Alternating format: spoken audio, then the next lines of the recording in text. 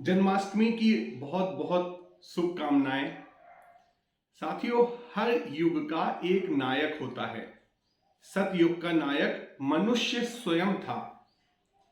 त्रेता युग के नायक भगवान श्री रामचंद्र जी थे, जिन्होंने अपने चरित्र से, अपनी मर्यादाओं से हमें ज्ञान दिया। द्वापर के नायक भगवान श्री कृष्ण थे, जिन्होंने अपने वचनों से हमें औषधि दी।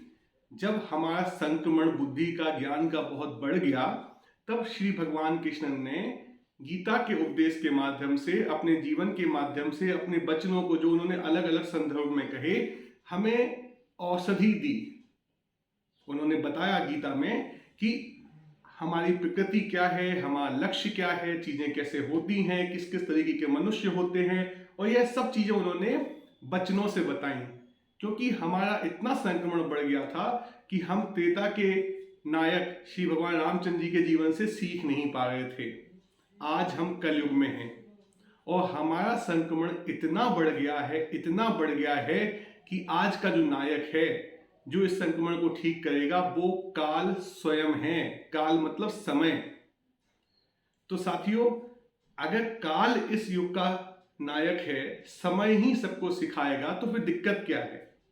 दिक्कत सिर्फ इतनी सी है साथियों कि यदि काल ने हमें सिखाया, हमने खुद से अपने आप का पोषण नहीं किया, अपना इलाज नहीं किया, और समय ने हमें सिखाया, तो बहुत दर्द होता है, बहुत समस्या होती है। तो क्या करें आज साथियों?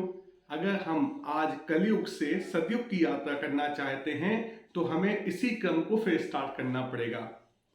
द्वापर में भगवान श्री कृष्ण ने जो गीता का संदेश दिया था, उसको औषधि मान के हमें ग्रहण करना पड़ेगा।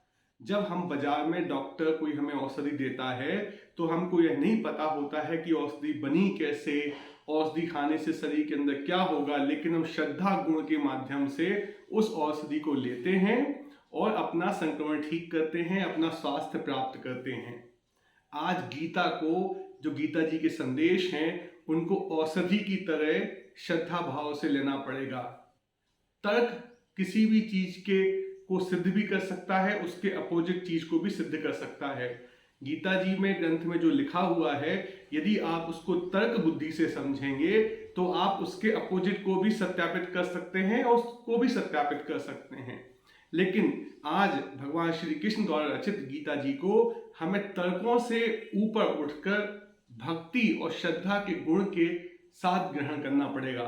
तभी वो औषधि हमें संक्रमण को कम करेगी, और तभी हम श्री भगवान रामचंद्र जी के, त्रेता के, उनके चरित्र से, उनकी मर्यादाओं के पालन करने से जो सीख है, वो सीख पाएंगे।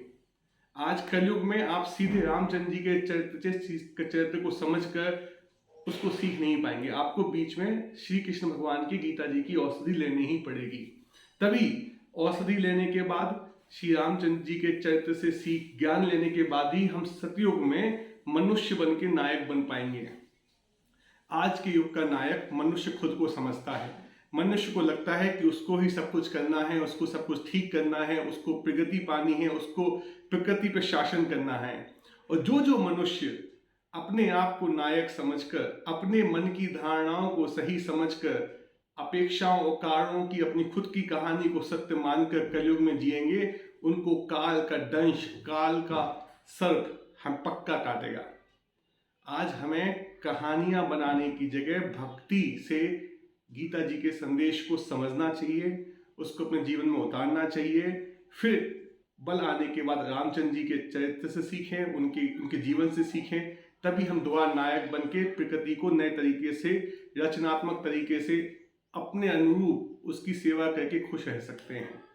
तो साथियों, कहानियों की, तर्कों की परिधि को लांघना पड़ेगा, अपने मन को विराम देना पड़ेगा। भक्ति भाव से आज जन्माष्टमी में यह प्रण लेना पड़ेगा कि श्री गीता जी के संदेश को हम पढ़ेंगे ही नहीं, उसको ग्रहण करेंगे भगवान श्री कृष्ण का आशीर्वाद मानकर, औषधि मानकर।